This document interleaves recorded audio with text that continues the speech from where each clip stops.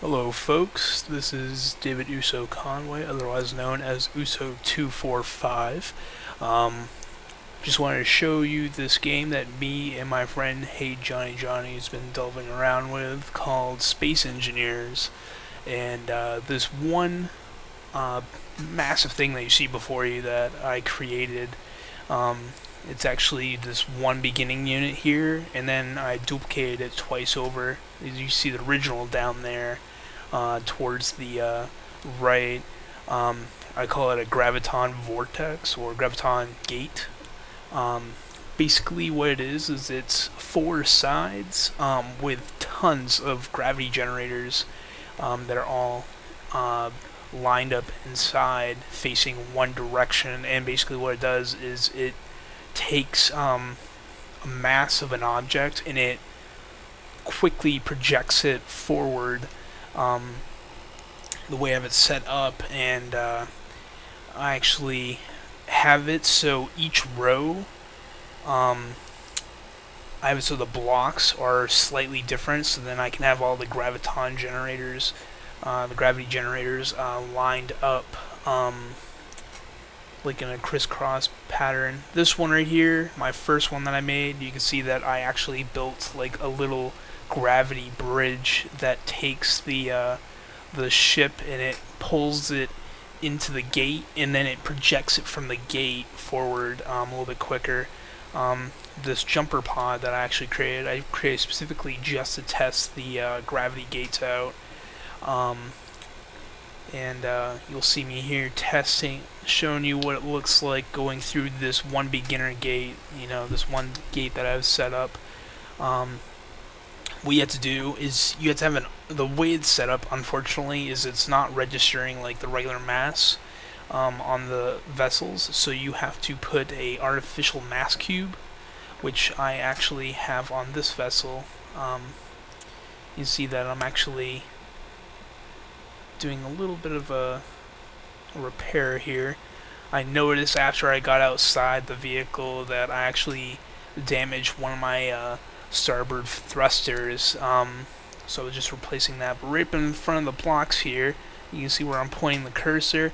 Underneath that, I actually have my artificial mass cube that is on my vessel. And now I'm going to line up the ship. And you have to turn the inertial dampeners off to get the full effect. Otherwise, you'll find out what I end up doing is that the inertial dampeners, it will stop you after a little bit. But you get projected, I think it's about like 300 um, meters a second. Um, so, and every so often, when you see the little blue wheel and you see it freeze up, the host of the game, it tends to freeze up when it's saving the world. It is in alpha. When it comes to the other people that are in your world, it tends to not freeze up as much because I found out originally my friend hosted the game and I nearly never had any pausing when it was saving. And every time when I became the host, which in this world, Netherrealm, I'm the host of, and you can see as I activate that artificial mass, it stops me right about where I have this other jumper pod. That was the first jumper pod I made. That's why it still says beacon on it, whereas this other one I've named Jumper Pod 06. You see my friend's vessel off in the distance, the Xeon Blue Sky Fighter. He accidentally, before he still has power turned on his ship when he was placing his artificial mass cubes. And when he placed it on his, he had it set up looking like Gundam, and he placed the artificial mass on there, and he yanked it through to the Graviton Gate. And since his inertial dampeners weren't turned on, it's still going, even now, because um, that inertia that was built up and forced it forward from the gravity, it caused it to go all the way back. So I'm gonna head on back over. You can actually see that I'm going to go in here real quick, turn off that mask, because last thing I want to do is I want to go near one of the gates or the pad and have that toss me aside. But you can see Xeon's actually the name of the ships that Hey Johnny Johnny made, and he got them. I think it's from the original Gundam. Um, really huge into that. Um, so it's like his race that he calls in this world is called Xeon. Um, I One of the other worlds that we created, I named mine Seri, so I might end up going with that again. So the CRI, think it was, yeah. So I think I'm doing this. Yeah, this is the second time I was going through, and this is without the inertial dampeners on. You see where it's a little damaged there, and I repaired it a little bit.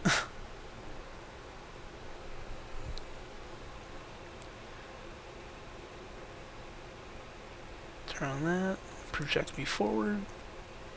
And as you can see, since I don't have the inertial dampers on, I just zoom right on past that other pod. Now, I don't want to go too far out because I want to be able to get over to the actual, what I call prototype 1. The other one, I call it the prototype test. But this one right here is the actual prototype, which I have 3 of them lined up. I'd like to get over there and show you. You pick up quite a bit more speed when it comes to that. And unfortunately, the way they have it set up is the speed maxes out at 104.4 meters per second. But you can see on the bottom right corner here, my little HUD, that my power usage, I'm at 195.02% of my power usage because I only have a single small nuclear reactor powering all the systems. Which in this game is pretty cool, where they have it set up where you have small reactors and you have large ones. And the large ones, you can see they're on top of my my actual gates. You see them all lined up across the top here. And I'm gonna try and get this. And as you can see, I accidentally forgot to turn off my artificial mass. So it threw my ship before. As soon as I got near it, it just threw my little jumper pod off. And my character, when I got out of the vessel, the little jumper pod, I forgot to turn on my artificial, my inertial dampeners, and it just kept tossing me. But I'm gonna try and get right back over there and get this little setup.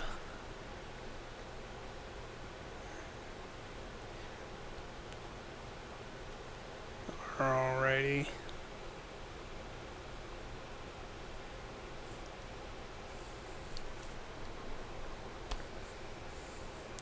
And as you notice, I go in and I turn it off now. Last thing I want to do is show up over there and get tossed aside again. Originally, as you can see, the middle unit there, between the other 2 gates, originally I had that one there, and I tried creating thrusters. I put thrusters on all the sides, and I was hoping that I can move the unit, but it just weighs so much that even with large thrusters on there, you see, it just saved again. But the large thrusters on there were just so much that it just weighed so much that even with all the large thrusters across there, it just would not move. Which sucked because what I wanted to do is I wanted to pivot it, because you can see that asteroid there at the upper corner there, the upper section of the actual gate.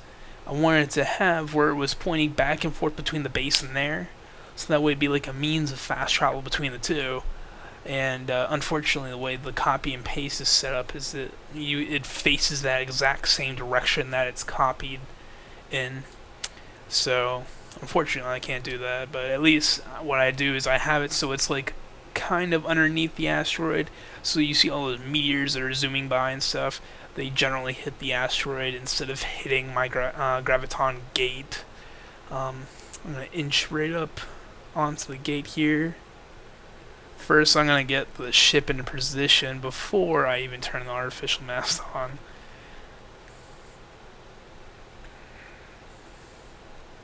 But you can see I just have gravity generators just lining the entire inside of that gate, and I got them all lined up, and You know, if there wasn't like a cap on the speed, I was hoping. There we go. If it wasn't a cap on the speed, as you see, it's like it tossed me what, at least 240 meters per second, and then the cap automatically kicked in and ripped me right back on down to 104.4. Believe there for a moment I hit like almost 300, around 300. Got the inertial dampers on, but you see, as soon as the inertial dampers kick in, I go to over 400% of my power usage. So clearly, that small reactor isn't meant to stop you with maximum thrust when you're going that fast. But this is where I'm going to stop this current video at, just because I wanted to show you guys that Graviton Gate that I made. I'm hoping that eventually at some point they make it so the cap doesn't prevent speed. That way you can get, like your more heavily built ships that have the bigger thrusters and stuff, they'll be able to actually go at higher speeds and stuff, because having a cap at it, I understand that it's, physics, we don't really have that kind of speed, but I'm making a Graviton Gate here, so like I don't want to have the speed hindered from that, so it'd be pretty cool. Anyways, it's good that you guys are watching, and again, this is Space Engineers. It's an alpha stage. You can get it on Steam for $19.99, and I highly recommend it for anyone that likes anything like Minecraft or science or space or anything, because this is the closest thing you're gonna get to a space simulator where like everything is nearly dead on when it comes to the physics.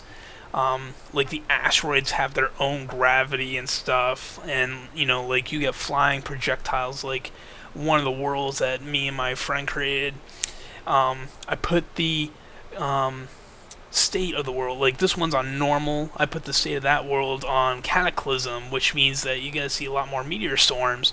And the problem is, though, is when I was we're in the creating phase trying to make things, and the freaking meteors just kept smashing and destroying every single thing that we had. So but it's a really cool thing to do, like if you want to have like if you want to do like an end of worlds type of game. And also, just want to let you guys know, it has survival mode in this, just like it has for the creator mode. So if you want to go straight into survival mode, you want to drill your ore, like you get your own drills, so like that, you can go and do that.